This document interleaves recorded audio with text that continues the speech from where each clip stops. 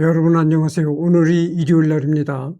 2025년 10월 19일 오전 8시 8분을 가리키고 있습니다. 이번에 인도에 수학자를 하려고 합니다. 인도라고 하면은 굉장히 정말 막말로 아주 그냥 시궁창 같은 데서 똥매대기를 치고 산다, 막말로 똥매대기를 치고 산다, 뭐 이런 얘기를 하는데, 인도의 평범한 서민들의 생활이라는 것은 정말 시궁창 같은 데서 살아가는 삶입니다. 그러나 말이죠, 인도에서 최상류층, 뭐 지식적으로나 이 경제적으로 최상류층에 속하는 사람들은 상당합니다. 그래서 극과 극을 나타내는 곳이 인도예요.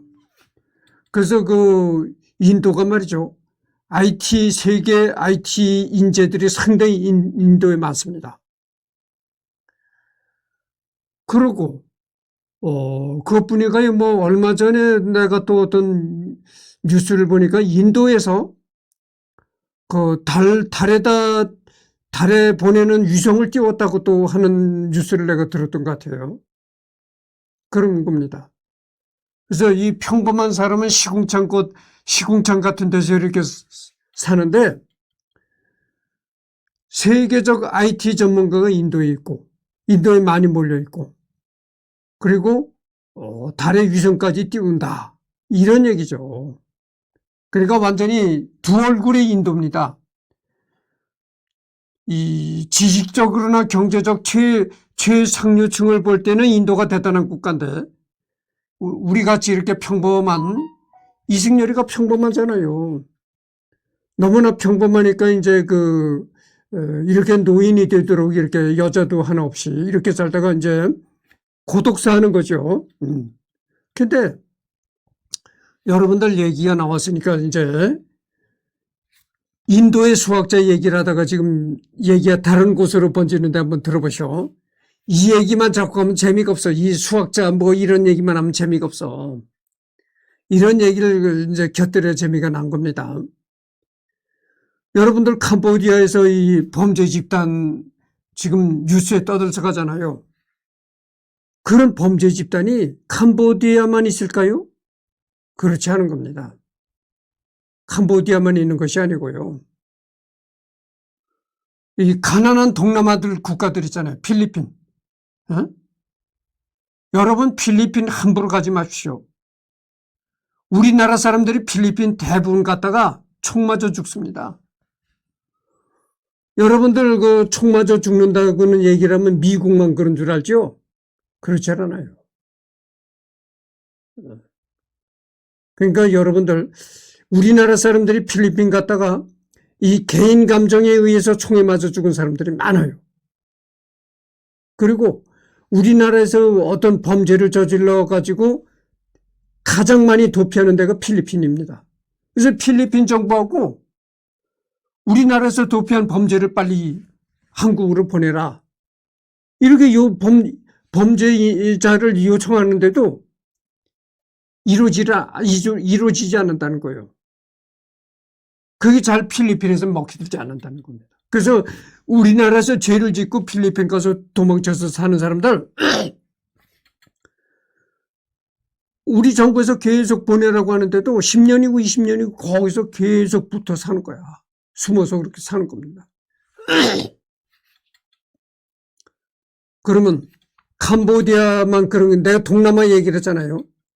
이 동남아 국가들이 후진국이 많아요. 가난하고.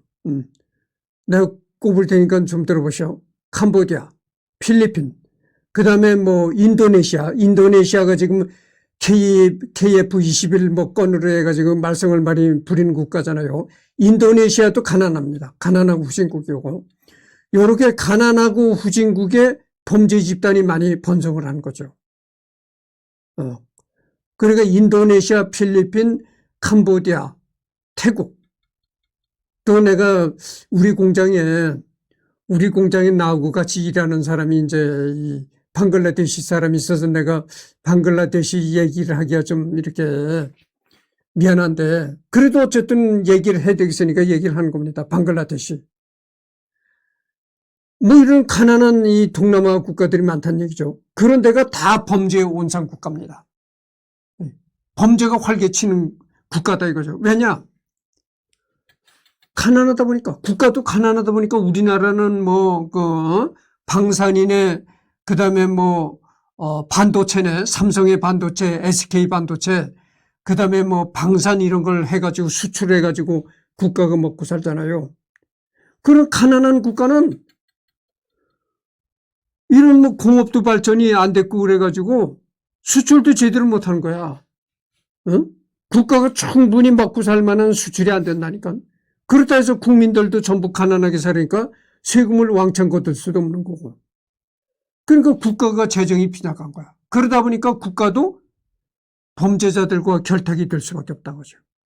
그래서 범죄자하고 이 국가하고 이렇게 결탁이 되는 겁니다. 뭐 캄보디아에 지금 천진 회장이라는 사람이 제일 범죄 단체의 우두머리라고 한다잖아요. 근데 이 밑에 이 미꾸라지들은 벌써 다 밑바닥 미꾸라지들은 다 도망을 갔는데 천진 회장은 오리무중이라는 겁니다. 어디가 있는지 모른다는 거예요. 그게 이 캄보디아 이 고위 정치인들이 천진 회장을 어디 숨기고 있는 겁니다. 보호해주고 있는 거예요. 겉으로는 그런 거죠. 어디 갔는지 모른다 하는데 캄보디아 최고위층들은 알고 있습니다. 천진 회장을 지금 보호해주고 있는 거예요. 예? 그러면 너네 범죄단체를 해서 우리 캄보디아 국가에도 얼마든지 돈을 줘라 이렇게 되는 거야. 서로 나눠 먹기가 되는 거야. 예? 동남아 국가들 거의 다 그렇습니다. 미얀마, 스리랑카 이런 데가 오죽 가난합니까? 그러니까 여러분들 말이죠. 여행을 가더라도 선진국을 가십시오. 근데 아시아에서 제일 그래도 괜찮은 나라가 일본입니다. 일본은 아주 치안이 잘 돼 있고 비교적 안전하다고 볼 수가 있어요. 그러니까 여러분들 일본은 가는 것이 좋습니다. 일본은 또 우리나라와 이렇게 위치적으로 가깝고 그래가지고 뭐 여행 경비도 그렇게 많이 들질 않아요. 그러니까 비행기 값도 그렇게 비싸질 않고. 그리고 첫째 일본은 아까 내가 얘기했지만 일본은 선진국가잖아요. 그리고 일본은 아주 치안이 잘 돼 있습니다. 그러니까 뭐 일본은 간다고 해도 뭐 굳이 말리지 않겠는데 내가 지금 쭉 열거한 국가들 있잖아요. 스리랑카, 태국, 미얀마, 필리핀, 캄보디아, 벵글라데시 이런 데 가지 마십시오. 그러면 우리나라는 대한민국은 그럼 그 범죄 집단과 전혀 범죄와 범죄 마약 이런 거에 아주 청정국가냐? 그렇지 않아요. 이 캄보디아 범죄 집단이요. 대한민국에도 손을 뻗쳤습니다. 그러니까 여러분들 말이죠. 공항이나 이런 데 돌아다니다가 남의 차를 함부로 타지 마십시오. 남이 친절을 베푼다고 차를 함부로 타지 말라니까. 차에 일단 남의 차에 타게 되면 말이죠. 그렇잖아요. 남의 차를 한번 탔다가 아이고 이게 범죄자의 차를 잘못 탔구나 이런 생각이 들잖아요. 그러면 차가 고속으로 달리는 뛰어내릴 수도 없는 거고 그 차주의 노예가 될 수밖에 없는 겁니다. 그래서 첫째 내가 얘기를 하는 게 남의 차를 함부로 타지 말라 이런 거를 얘기를 하고 싶어요. 나는 그 자가용을 운전하고 다니는 사람이 아니잖아요. 내 차를 운전하고 다니는 사람이 아니라서 나는 꼭꼭 택시를 콜을 불러서 다닙니다. 근데 내가 강원도 정선 어디서 이제 이렇게 캠코더로 이제 찍고서는 갈 때도 이제 택시를 타고 왔는데 그 택시가 이제 거기 정선 어디까지 데려다 주고 택시는 이제 돌아서 간 거죠. 돌아서 가고 나는 남아서 이제 그 캠코더로 풍경을 찍었는데 다 찍고 이제 거기서 얼마 정도 시간을 보내고 나니까 또 코를 불러야 되잖아요. 그래서 이제 정선읍내에다 전화를 해가지고 코를 불러서 그래서 이제 택시를 기다리는데 여러분들 코를 불렀으면은 그 코를 부른 장소에서 이제 뭐 큰 길가라든가 이런 데에서 기다려야 되는 겁니다. 그래서 큰 길가에 나가서 택시가 오는 그 길목 큰 길가에 나가서 이제 내가 코를 불렀으니까 차를 기다리고 앉아 있는데 이 길을 지나가던 어떤 승합차 운전자가 차를 세우더니 내가 앉아있는 길가에 앉아있는 걸 보고 여보시오. 어딜 가려고 하는지 하여튼 내 차를 타십시오 이런 거야. 참 친절하죠. 절대 타지 마십시오. 차를 타지 말라 이런 얘기예요. 남의 차를 함부로 타지 말라. 그래서 내가 안 탄다고 내가 그랬어요. 나는 절대 이 남의 차를 타지 않습니다. 꼭 이 영업용 택시를 불러서 타고 다닙니다. 영업용 택시는 안전하죠. 남의 차를 함부로 타지 말라 이런 얘기를 말씀드리고 우리가요 알게 모르게 범죄에 노출되어 있습니다. 알게 모르게 지금 그렇잖아요. 내가 대한민국에도 캄보디아 범죄 집단의 이 세력들이 손을 뻗치고 있다. 언젠가 그 카카오톡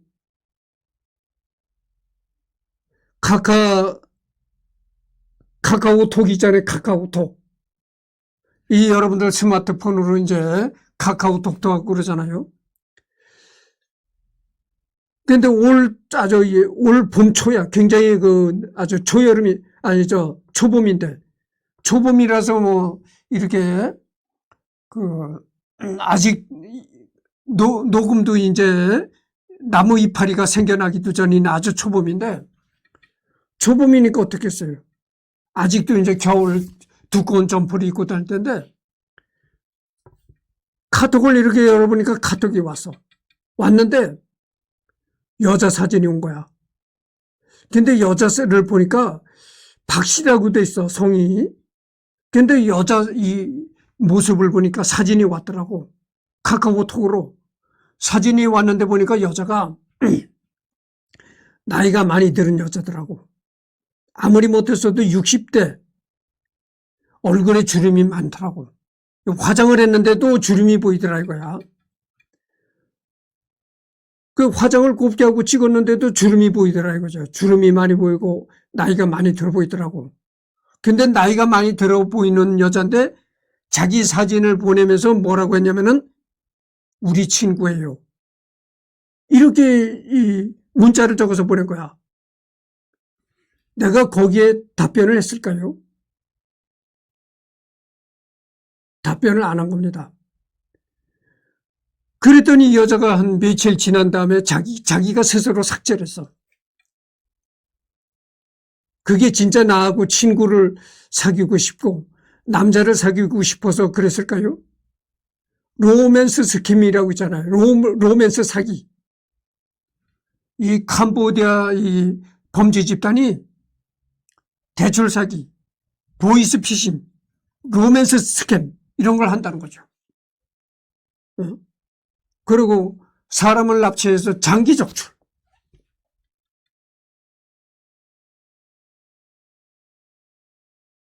그 나도요. 어딜 가나 그렇게 사람들이 이상하게 내 뒤를 밟고 따라다니는 사람들이 있다니까. 내가 지금 나는 그 사진작가 협회하고는 아무런 관계가 없는 사람이라고 했잖아요. 근데 내가 예전에 철이 없었을 때 사진작가 협회를 따라다니면서 사진을 찍고 이랬던 적이 있었어요. 그래가지고 아직도 사진작가라고 꼬리표가 아직도 붙어 있어. 그래가지고 어딜 가면 꼭 저게 사진작가다 뭐 어쩌다 이렇게 이 뒷공원에서 떠들고들 그래요. 그래서 아직도 뭐 날 사진작가라고 하는 모양이야. 어딜 가면 그렇게 알지도 못하는 사람들이 그렇게 자꾸 친절을 베풀고 차를 탈아리고 이런다니까. 그런 걸 조심하라는 거예요. 그래서 내가 얼마 전에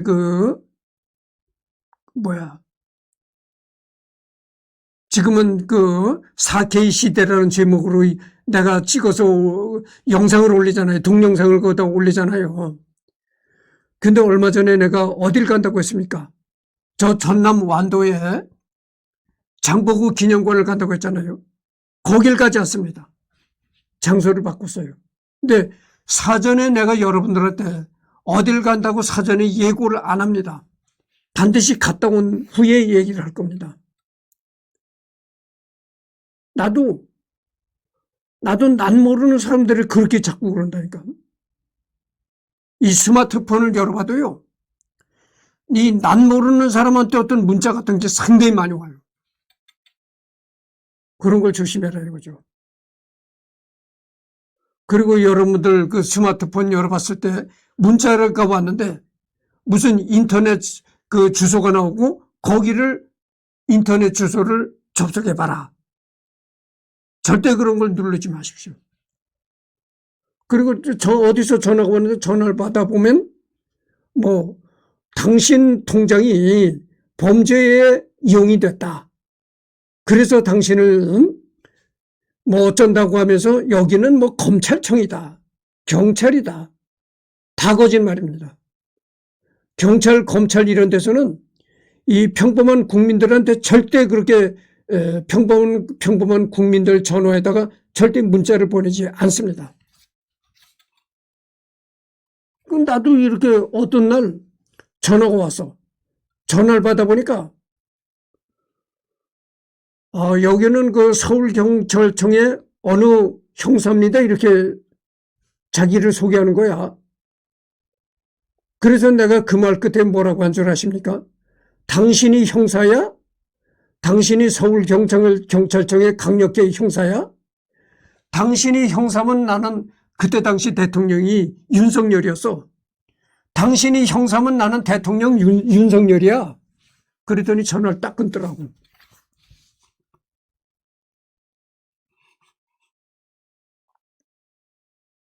그러니까 여러분들 절대 범죄에 이용당하지 말라 이런 얘기죠. 남의 차를 함부로 타지 말라. 그러니까 남의 차는 건 이 항시 택시를 타지 택시는 안전합니다. 영업용 택시는 안전한데 남이 괜히 친절을 베푸는 척하면서 차를 타라고 하는 거 절대 타지 마십시오.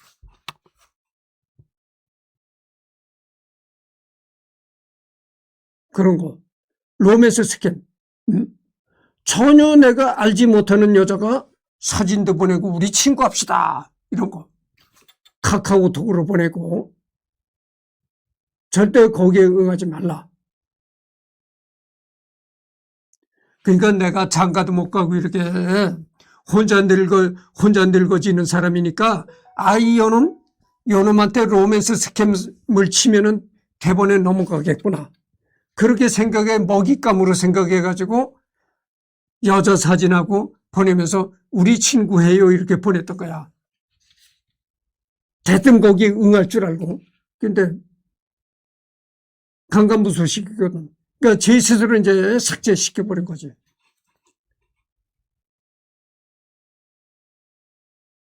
여러분들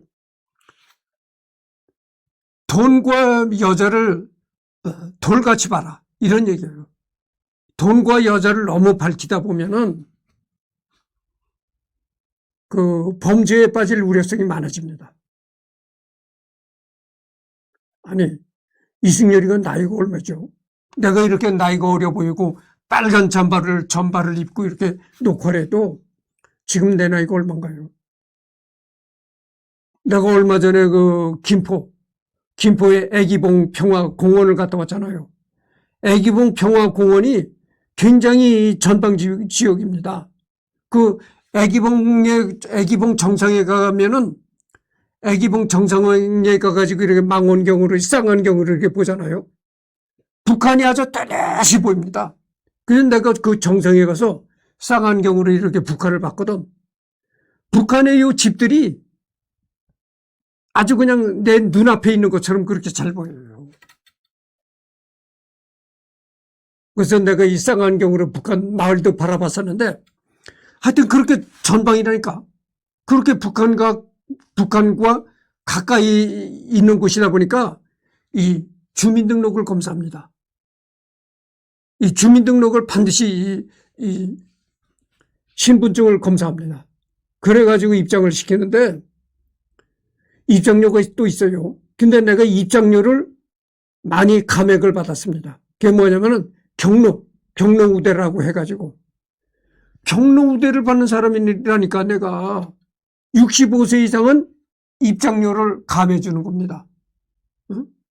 이제 다음 주에 내가 이제 독감 예방 주사를 맞으려고 또 가려고 하거든요.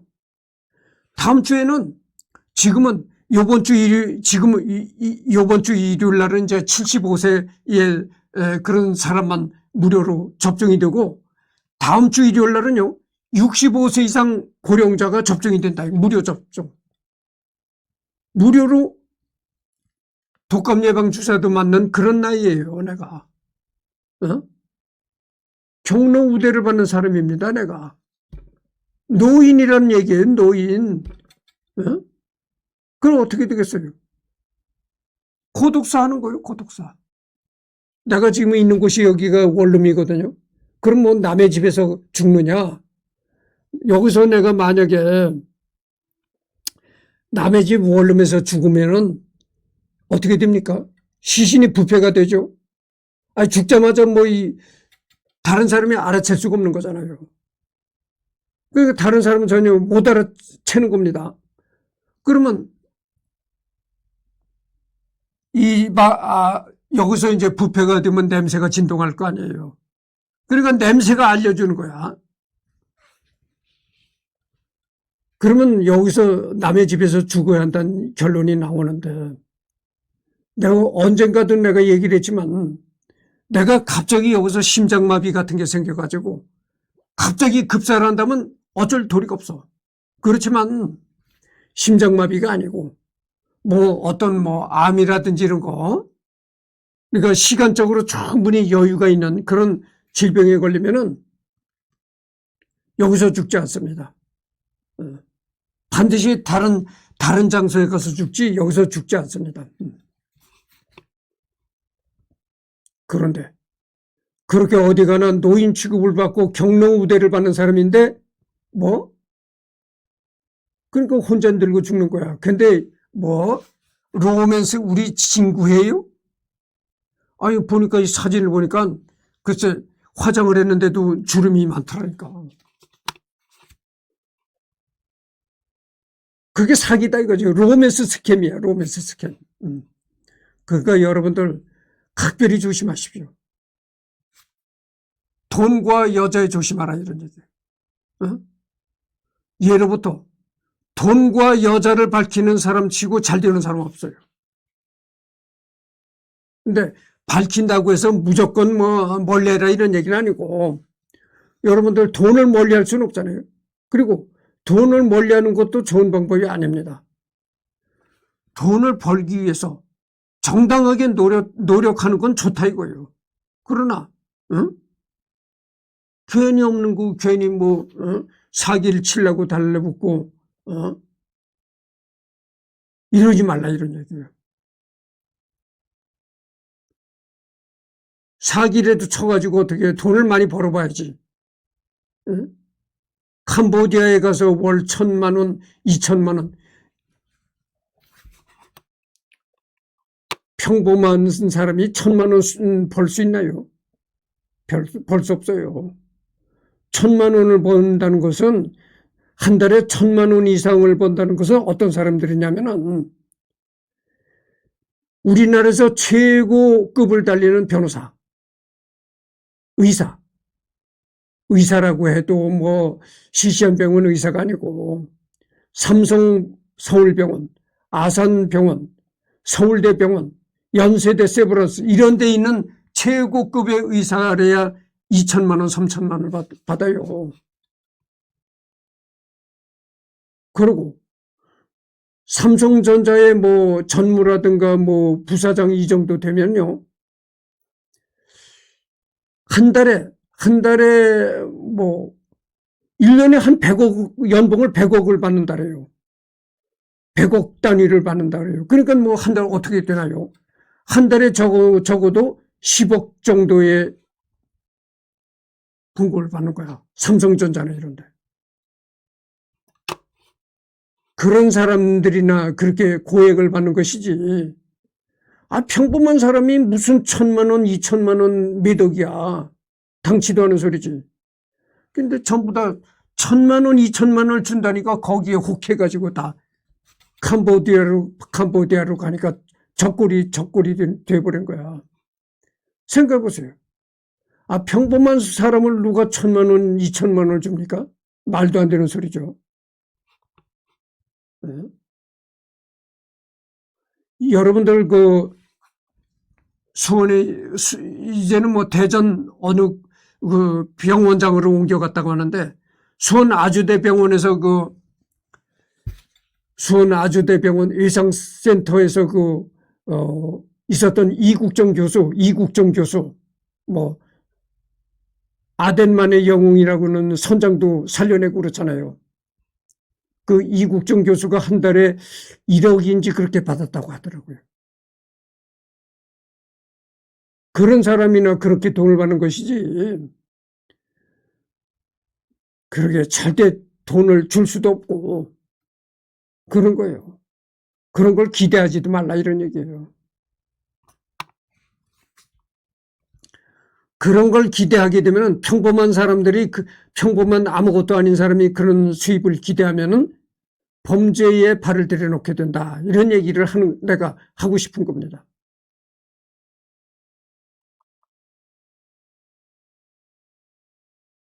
그래서 이 쓸데없는 얘기를 하다가 이제 얘기가 길어졌는데 지금 27분을 경고했거든요. 그래서 인도라는 나라는 극과 극의 나라입니다. 그래서 인도의 수학자 스리니바사 라마누잔 이 사람입니다. 여러분들도 인도가 말이죠. 여러분들 인도도 가지 마십시오. 인도도 굉장히 위험한 나라입니다. 하여튼 이 동남아 국가들은 전부 가지 말라 이런 얘기예요. 필리핀, 인도, 네팔, 그 다음에 스리랑카, 미얀마, 태국, 캄보디아, 벵글라데시 절대 이런 데 가지 마십시오. 인도가 굉장히 위험한 나라인 게 뭐냐면은 성폭행이 그렇게 많아요. 강간이 그렇게 많다 이런 얘기죠. 인도 남자들 한 10명이 쭉 돌아서 가지고 여자 한 명을 강간한다는 거예요. 근데 인도에서 벌어진 일인데 마을 청년들이 이 10대 소녀를 납치해다가 여러 명이 남자 한 20명이 강간한 거야. 근데 강간을 하고 그냥 돌려보냈어도 괜찮은 건데 강간을 하고 나서 그 10대 소녀를 여러분들 도자기 굽고 하는데 이렇게 큰 화덕 있잖아요. 시뻘겋게 불이 붙는 그 화덕에다가 그 소녀를 던져버렸다는 거야. 이게 너무 끔찍한 일이잖아요. 인도에서 그런 일이 아주 많이 일어나요. 그러니까 특히 남자도 그렇겠지만 남자도 위험하겠지만 특히 여자는 절대 인도에 여행하지 마십시오. 관광 가지 말라 이런 얘기예요. 남자들한테 성폭행 당합니다. 이 인도가 강간의 천국입니다. 강간 천국. 거의 무법천지나 다름없어요. 그러니까 남자 한 20명이 이 10대 소녀 한 명을 강간을 하고 강간을 다 하니까 한 20명이 다 한 번씩 섹스를 하고 나니까 그 10대 소녀를 이 화덕불 같은 데다 집어내던졌다는 거야. 인도가 그런 곳입니다. 네. 캄보디아만 위험한 게 아니에요. 이 동남아 국가들 다 위험합니다. 가난하잖아요. 그러니까 여러분들, 내가 여행하라고 권하는 나라는 이런 나라입니다. 일본. 일본은 치안이 잘 돼 있어요. 그리고 선진국입니다. 일본은 여행에도 괜찮고 위험이 거의 없어요. 그 다음에 일본, 호주. 호주도 좀 위험하긴 하는데 그래도 미국은 가지 맙시오. 왜냐하면 미국은 왜 가지 말라고 하냐면 미국은 총기 범죄가 많아요. 길 가다가도 총에 맞아 죽을 수가 있는 곳이 미국이라니까. 캐나다가 안전합니다. 캐나다는 총 맞아 죽을 위험이 없고 아주 치안이 잘 돼 있는 선진국이에요. 그러고 뭐 선진국들 많잖아요. 유럽에도. 폴란드도 괜찮고 폴란드에서 우리나라 무기들 많이 사가지고 하잖아요. 폴란드도 치안이 잘 돼 있습니다. 폴란드, 그 다음에 뭐 영국, 독일, 이런 데 다 괜찮은 나라죠. 뭐 스웨덴, 노르웨이 다 괜찮은 나라들이에요. 여행을 해도 괜찮다. 그런 나라들은 그런 얘기죠. 그리고 또 아프리카에 가지 마십시오. 아프리카의 나라들이 가난하고 범죄가 많습니다. 그러니까 수단, 아프리카에 뭐 가난한 나라들 많잖아요. 그런 데 가지 말라 이런 얘기예요. 그래서 굉장히 얘기가 길어졌는데 하여튼 이 사람이 인도의 수학자입니다. 그래서 본명은 스리니바사 아이양가르 라마누잔. 이게 인도 문자인 모양이죠. 출생은 1887년 12월 22일에 출생했다. 인도 제국 마이소르 주 에로드에서 출생했다. 여기가 현재는 어디냐면은 남인도 타밀나두 에로드라는 곳입니다. 사망은 1920년 4월 26일 32살에 사망했다. 그러니까 이 32살에 사망했다고 하니까 이 일찍 세상을 떠났네요. 인도 제국 마드라스주 쿰바코남에서 사망했다. 쿰바코남. 국적은 인도 제국, 직업은 수학자, 학력은 쿰바코남 대학교. 쿰바코남 대학교를 졸업하지 않고 중퇴했다고 하네요. 그 다음에 영국의 케임브리지 대학교를 나왔다. 배우자 자나키, 1909년 결혼, 종교는 힌두교, 사인은 이렇게 한다고 나왔네요. 그러니까 인도가 영국의 식민지였었잖아요. 그러니까 이 사람이 영국의 케임브리지 대학교를 나왔다 이런 얘기인데, 인도 사람으로서 영국 유학을 해서 케임브리지까지 나올 정도였으면은 상당히 인도의 상류층이었다고 생각할 수가 있는 겁니다. 거듭 얘기하지만 인도의 하류층들은 그냥 이 시궁창 같은 데서 살아간다니까. 그렇게 시궁창 같은 데서 살아가는 사람들이 뭐 교육이나 제대로 받겠어요. 그러니까 이 사람이 영국의 케임브리지 대학교까지 나왔다고 하는 거 보니까 상당히 인도에서 상류층에 속했던 그런 사람이라고 짐작을 해볼 수가 있는 겁니다. 인도의 수학자, 수학 특히 정수론 분야의 발전에 공헌했다. 라마누자는 정규 교육을 거의 받지 못했지만 해석학, 정수론, 무한급수 분야에 존재하는 많은 미해결 난제들을 해결하였다. 짧은 생애 동안 3,900여 개에 달하는 방대한 결과를 독자적으로 편집하였고 그중 많은 것들이 전에 발표된 적 없는 새로운 것이었다. 근데 여기 보면은 뭐 케임브리지 대학교를 또 다녔다고 하는데 정규 교육을 거의 받지 못했다고 나오네요. 그러니까 뭐 앞뒤가 안 맞는 얘기인데 하여튼 뭐 더 읽어봐야 뭐 알겠습니다. 그렇잖아요. 여기는 뭐 케임브리지 대학교를 나왔다고 하는데 여기는 또 정규 교육을 거의 받지 못했다 이렇게 나와 있거든. 뭐 앞뒤가 맞지 않는 얘기인데 좀 더 이제 봐야 되겠습니다.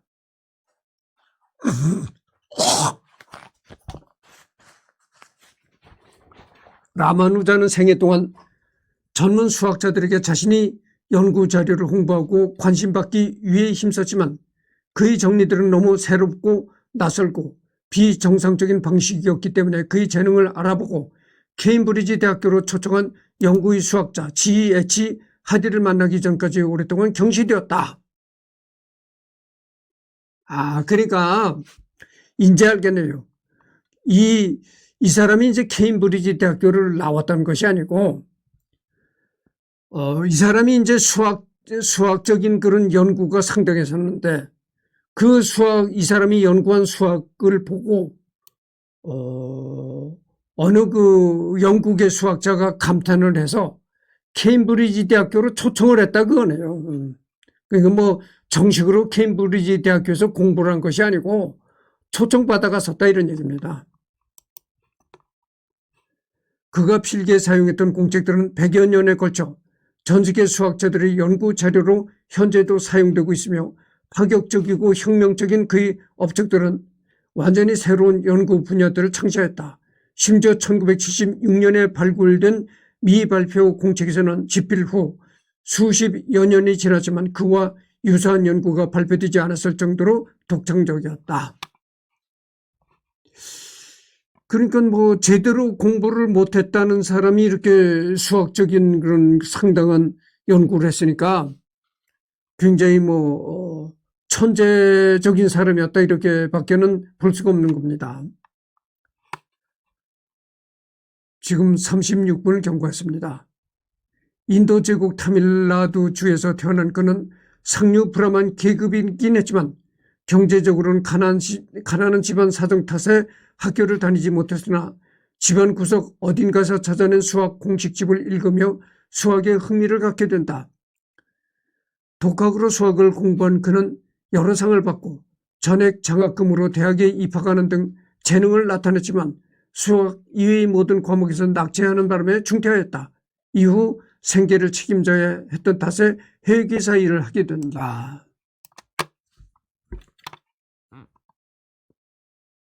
근데 그러니까 이제 윤곽이 드러나는 겁니다. 제대로 된 교육을 받지 못했다 이렇게 나왔잖아요. 근데 그게 아니고 대학을 중퇴했다 이런 얘기가 나오네요. 근데 인도란 나라에서 인도처럼 그렇게 가난하고 시궁창 같은 데서 살아가는 인도란 사회에서 그나마 대학 중퇴를 했다고 하면은 그래도 상류층에 속했던 사람이라고 볼 수가 있는 거예요. 그렇잖아요. 인도의 그 평범한 사람들은요, 정말 이 돼지 짐승과 같은 생활을 한다니까. 그러니까 이 인도에서도 나같이 이승열이 같이 평범한 사람은 정말 이 시궁창 같은 데서 살아간다니까요. 근데 그렇게 시궁창 같은 데서 살아가는 사람들이 공부나 뭐 제대로 하겠어요. 하지만 제대로 된 수학 연구를 하고 싶었던 그는 자신이 정리한 노트를 영국의 저명한 수학자들에게 보냈다. 이 노트는 공리에서 출발해 정의, 정리, 증명, 정리, 증명, 다름, 정리, 증명 등 끝없는 연역 논쟁이 이어지는 정성적인 빌드업을 거의 따르지 않았으며 설명도 제대로 없이 알 수 없는 정리, 아니 추측만 줄줄이 적어놓은 수준이라 대부분 무시당했으나 수학자 G.H. 하디가 라마누잔의 노트를 보고 리만 제타 함수와 관련된 것임을 알게 되고 즉시 천재성을 알아본 하디는 라마누잔을 영국에 초청하여 케임브리지 대학교 트리니티 컬리지에서 학위를 수여받고 연구를 계속하게 된다. 그러니까 이 라마누잔이라는 사람이 평소 노트에다가 끄적거리는 이제 낙서장 비슷하게 그런 거를 다른 사람들은 그거 봐도 뭐 별로 쓰잘데없는 짓거리를 했다고 이렇게 생각했는데 그 노트를 보고 영국의 한 그 수학자가 야, 이 사람이 상당히 천재성이 있는 사람이로구나. 그런 걸 이제 알아봤다는 거죠. 그래가지고 이 라마누잔을 영국 케임브리지로 이제 초청했다는 겁니다.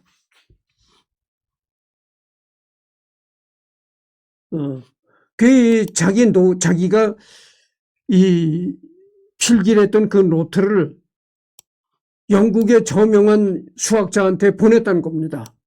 그러니까 그 영국의 수학자가 그 라마누잔의 노트를 보고, 야, 이 사람이 그 정식 수학 교육은 뭐 그렇게 받지는 않았지만 상당히 천재적인 능력이 있는 사람이로구나, 이렇게 생각했던 거죠.